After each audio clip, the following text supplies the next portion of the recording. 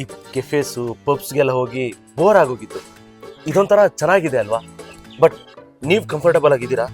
ಹಾ, I mean ನಾವೆಲ್ಲ ಚಿಕ್ಕವರಿದ್ದಾಗ ಹಿಂಗೆ ರೋಡಲ್ಲೇ ಆಟಾಡ್ಕೊಂಡಿರ್ತಿದ್ವಲ್ಲ. ನಾನು ಅಷ್ಟೇ.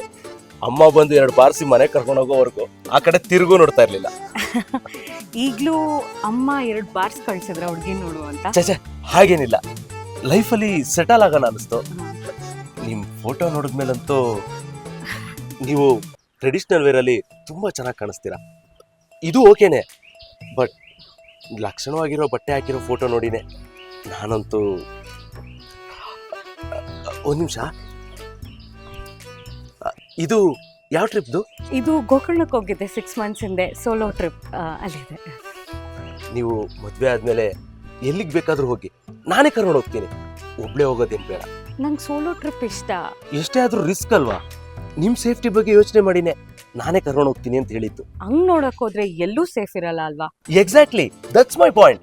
ಎಲ್ಲೂ ಸೇಫ್ ಇಲ್ಲ. ಮೀಡಿಯಾ ಫೀಲ್ಡ್ ಅಂದ್ರೆ ರೆಪ್ಯುಟೇಷನ್ ಇಲ್ಲ, ಬಟ್ ಇಟ್ಸ್ ಓಕೆ.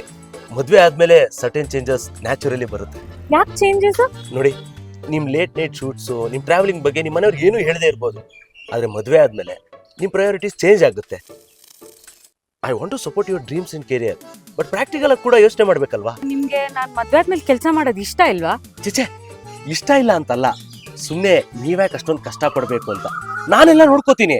ನೀವು ಬೇಕಿದ್ರೆ ನರ್ಸರಿನೋ ಬೇಕಿಂಗೋ ಯಾವ್ದಾದ್ರು ಕೋರ್ಸ್ ಮಾಡಿ, ಅದು ನಿಮ್ ಇಷ್ಟ. ನಾನ್ ಕೆಲಸ ಮುಗಿಸ್ಕೊಂಡು ಮನೆಗೆ ಬಂದಾಗ ನೀವೆಲ್ಲೋ ಶೂಟಿಂಗ್ ಅಲ್ಲಿ ಇದ್ರೆ ಅದೆಷ್ಟು ಚೆನ್ನಾಗಿರುತ್ತೆ ಹೇಳಿ? ಚೆನ್ನಾಗಿರಲ್ಲ ಅಲ್ವಾ? ನಾನ್ ನಿಮ್ಮನ್ನ ರಿಸ್ಟ್ರಿಕ್ಟ್ ಮಾಡ್ತಾ ಇದ್ದೀನಿ ಅಂತ ಅನ್ಕೊಂಬೇಡಿ. ಮದ್ವೆ ಆಗೋದು ಯಾಕೆ ಹೇಳಿ? ನಮ್ಗೊಬ್ರು ಕಂಪೇನಿ ಏನ್ ಬೇಕು, ನಾವ್ ಹೇಳಿದನ್ನೆಲ್ಲ ಕೇಳ್ಬೇಕು ಅಂತ ಅಲ್ವಾ? ನಾನು ನಿಮ್ಮಿಂದ ಅಷ್ಟೇ ಎಕ್ಸ್ಪೆಕ್ಟ್ ಮಾಡ್ತಾ ಇರೋದು.